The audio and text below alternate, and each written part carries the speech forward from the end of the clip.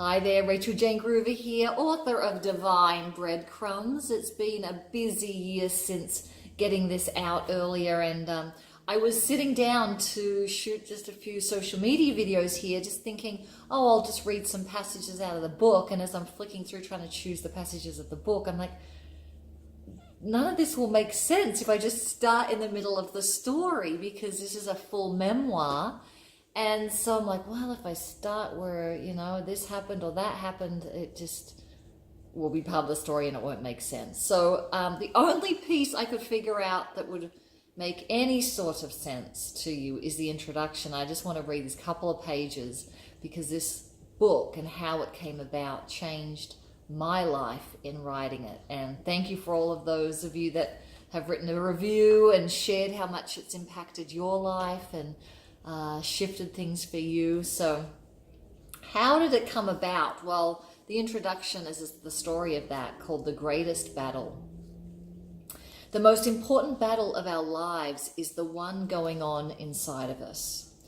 On one side is the voice of love, potential, possibilities, and unlimited solutions to what we see as a problem. On the other side is the voice of fear, limitations, restrictions, and ego patterns, which are the constant creators of our so-called problems.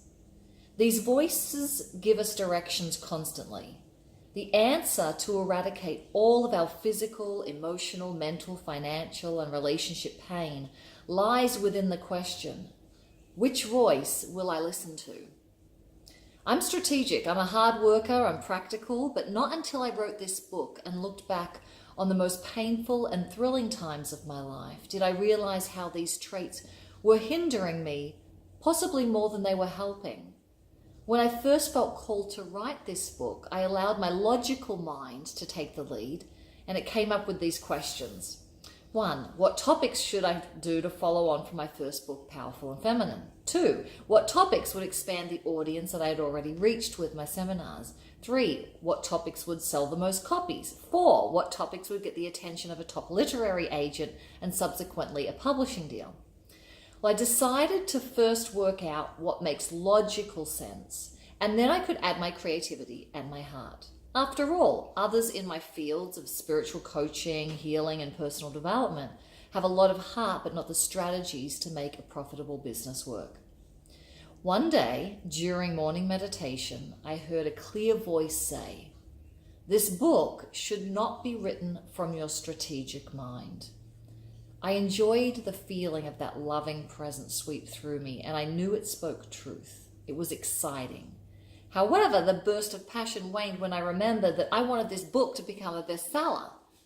You have to use your left brain to make that happen, I told myself. This has to be marketable. You have more to lose now because business is booming. You have a brand, an office, and a staff to keep going. With those two voices competing for attention, I chose to focus on my deepest desire, which was to allow grace to write this book through me. I wanted to get my limited mind out of the way and write what flowed. I wanted that for my life as well. I surrendered to a new way of writing and prepared to live in an open and curious state. I meditated a lot. I practiced free writing while feeling connected to my more expanded voice. Dates finally lined up within my busy work schedule to write this book. In Sedona, Arizona, on August 25th, 2016, the entire first draft was written in 22 hours of writing over 2.5 days. In stillness, a powerful voice recalling long-forgotten, life-altering memories came through. It had never occurred to me beforehand that I would write an account of my spiritual awakening, of my embarrassing love life, and of the grace that guided me and opened doors I never could have opened myself. I thought I would write a self-help book on conscious feminine leadership or something like 17 ways to make a bigger impact in the world. That is what I teach, so it would be a natural choice. Well, Grace had something else in store for me. Again. It took me on another path. Again. It led me to a better, more exciting, more infinite place. Again. This is not the self-help book my left brain had planned to write. This is a more personal book. I have been led back to a truth that is vibrantly important to me. True love, joy, loyalty, career fulfillment, and abundance are not always found in the people and or places we think. However, they are always present if we let our higher power lead and if we have the guts to follow through. I invite you now into my story, raw and uninterrupted. A story remains the most powerful way to learn and remember what your soul is trying to tell you. Let it affect you as it is meant to. Let it remind you of what you need to remember. Join with me to contemplate what could happen if you slowed down long enough to see your next divine breadcrumb and are trusting enough to pick it up. Chapter 1 is next. You can grab your copy of Divine Breadcrumbs at Amazon.com. That's the way to get it. Thanks so much for those of you that have got a copy and shared it already with so many people.